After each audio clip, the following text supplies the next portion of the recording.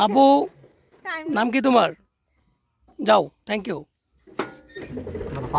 যাক, আমি যাচ্ছি এক জায়গায়, একজন খুদে বন্ধুকে পেয়ে গেলাম, তার একটু সাথে একটু ইন্টারেক্ট করলাম। যাক, দেখেন দিগন্ত জোড়া ধান ক্ষেত এবং এদিকে হলো পাট ক্ষেত। এই যে ঈদের দিন বাচ্চারা খেলাধুলা করছে। হ্যাঁ, গ্রামীণ দৃশ্য, হ্যাঁ, যেটা হলো কি আপনার একদম নিরেট যে গ্রামের তৃণমূলের চিত্রটা যেরকম হয়,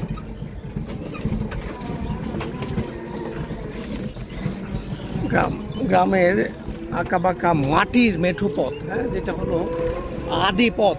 এখন তো সব কিছু পাকা হয়ে গেছে, কিন্তু আমরা এই মাটির পথে একসময় অভ্যস্ত ছিলাম।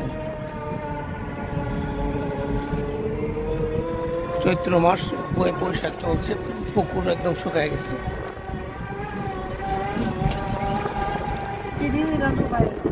হ্যাঁ, আমাদেরকে চালিয়ে নিয়ে যাচ্ছে। এই নামটা বলুন তো। আচ্ছা, ও পরে ওর কথা বলবে, সে এখন ব্যস্ত কি রাস্তা রে। হ্যাঁ, না, ঠিক আছে, উল্টানোর দরকার নাই। আজকে ঈদ মুবারক, সবাই যাচ্ছে ঈদ মুবারক জানাতে।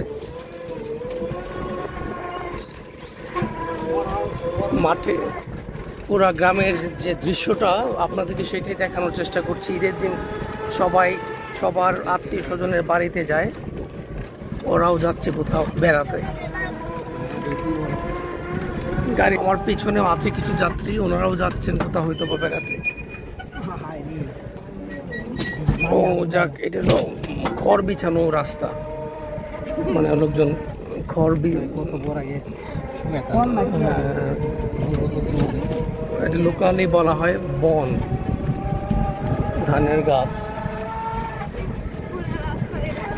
হ্যাঁ, এখানে ধান।